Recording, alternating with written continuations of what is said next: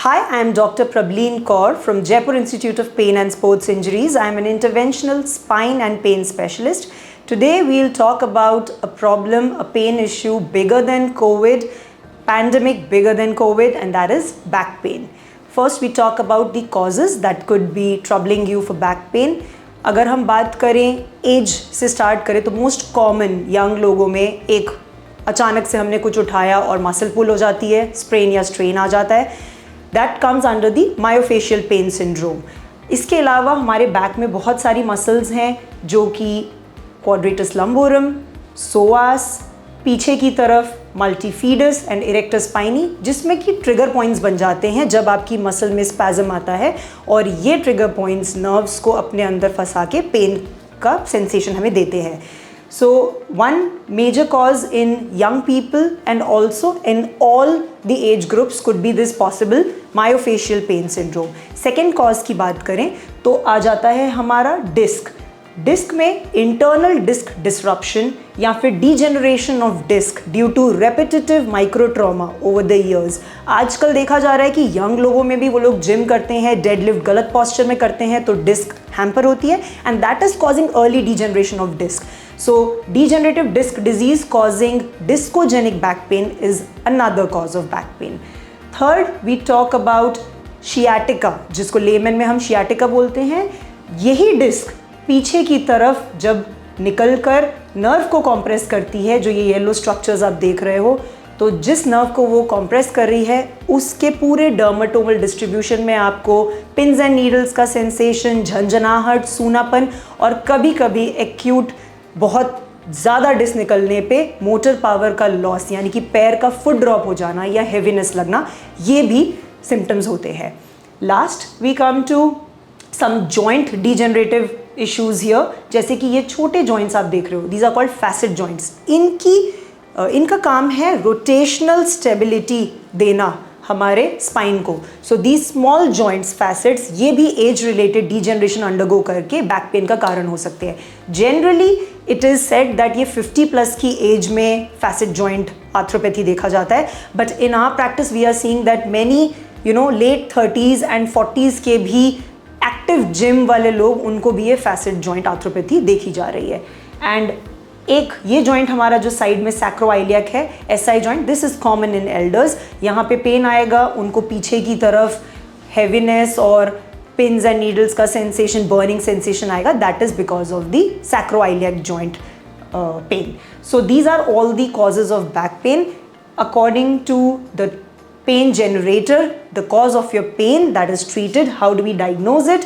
Clinically आपको examine करके आपका cause of pain find out किया जाता है. If we need any radiological investigation in the form of MRI, that is suggested. Maximum of these all pain generators can be located in MRI along with the clinical examination, but muscle के cases में MRI is not that helpful. Musculoskeletal ultrasound is the mainstay.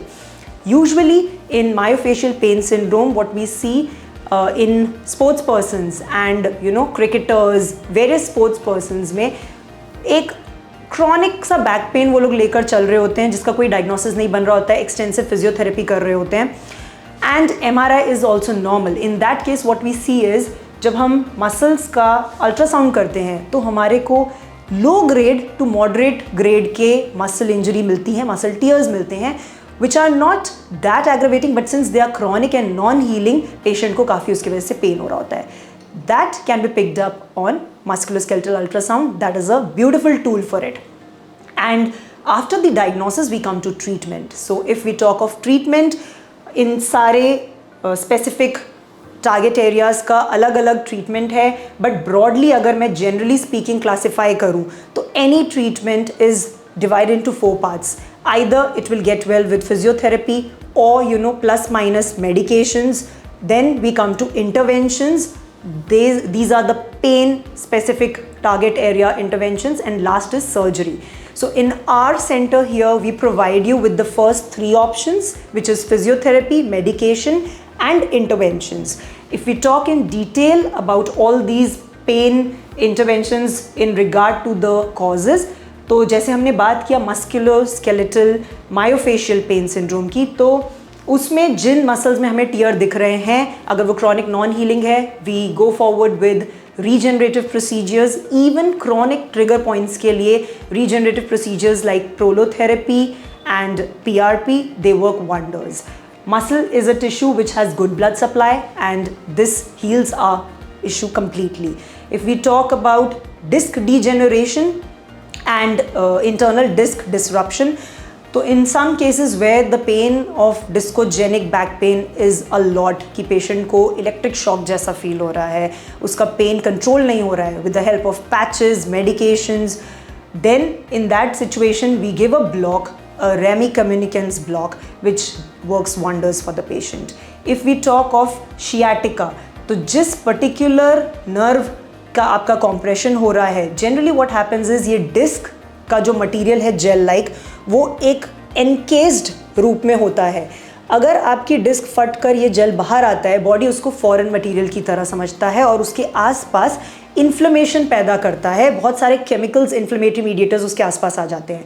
Since you can see कि spine में एक limited space है अंदर, जिसके अंदर spinal cord formed है ये सारी नर्व्स के साथ, और ये साइड से फोरामेन्स में से एक एक लेवल पे एग्जिट होती जा रही है.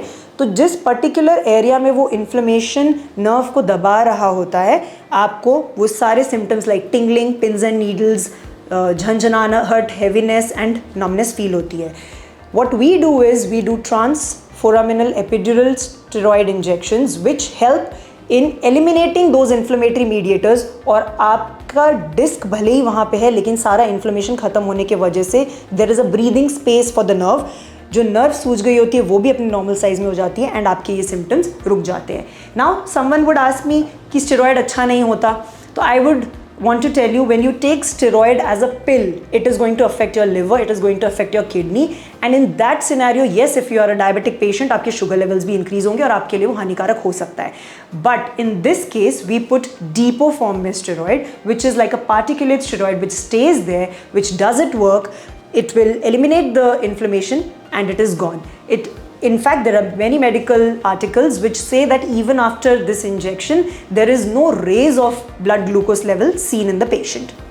Then also, of course, this is not the complete treatment. You have to follow it up with physiotherapy, जिसमें कि आप of course अपनी back और सारी muscles को, abs को strong करोगे. Otherwise, the whole point is lost, क्योंकि आपने अपना पेन तो हटा लिया लेकिन आप उसी तरह से अपनी लाइफ को आगे लेकर जाओगे तो again you will face the back pain issue. So you always have to follow it up the intervention with physiotherapy under our guidance and reach a stage where your back muscles are that supportive that you can actually offload the weight of your spine.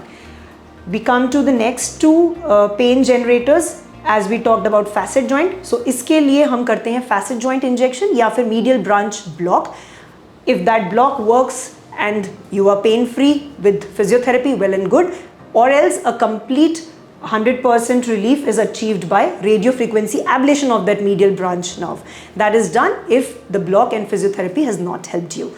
Last we come to the SI joint. Same उसके लिए physiotherapy करेंगे, medication लेंगे. अगर आराम आया तो बहुत बढ़िया, अगर आपको फिर भी पेन रह रहा है so then we give an SI joint block. And the last thing is that lateral branches and articular branches का we do RFA for the SI joint. This is a near complete treatment for the joint if it continues to perturb you.